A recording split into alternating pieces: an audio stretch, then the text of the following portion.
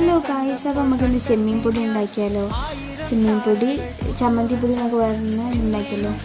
അതിന് നമുക്ക് ആദ്യം തന്നെ നമ്മളൊരു 2 മുറി തേങ്ങ ചിരകി എടുത്തിട്ടുണ്ട്. പിന്നെ അതിലേക്ക് നമ്മൾ ആവശ്യത്തിനുള്ള ഇഞ്ചിയും വെളുത്തുള്ളി എന്നൊക്കെ പറഞ്ഞ ചീരുള്ളി ഇട്ട് കൊടുത്തിട്ടുണ്ട് കേട്ടോ.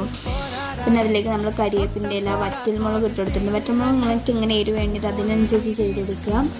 പിന്നെ അതിലേക്ക് നമ്മൾ ആവശ്യത്തിനുള്ള ചെമ്മീനും ഉണക്ക ചെമ്മീൻ ഇട്ട് കൊടുത്തിട്ടുണ്ട് കേട്ടോ. എന്താ വെച്ചാൽ നിങ്ങളെങ്ങനെ തേങ്ങ എടുക്കുന്ന ആ ഒരു ഇതിന് എടുക്കട്ടോ, ആ ഒരു അളവിന് എടുക്കുക. നിങ്ങൾക്ക് എരിവ് എങ്ങനെ വേണ്ടത്, ഇഞ്ചിൻ്റെ ഫ്ലേവർ എങ്ങനെ വേണ്ടത് അതിനനുസരിച്ച് എടുക്കുക. പിന്നെ നമ്മളിതെല്ലാം ഇട്ട് കഴിഞ്ഞതിൻ്റെ ശേഷമായിട്ട് ഫ്ലെയിം ഓൺ ചെയ്തത്. പിന്നെ ഇത് നല്ലോണം വറക്കണം. എല്ലാം തന്നെ നമ്മൾക്ക് എടുത്ത് വെക്കാനുള്ളതല്ലേ, അല്ലെങ്കിൽ നാശമായി പോകും. അതിന് നമ്മൾ നല്ലോണം വറക്കുക. നല്ല മുരിവായതിന് ശേഷം മാത്രം മാറ്റുക കേട്ടോ.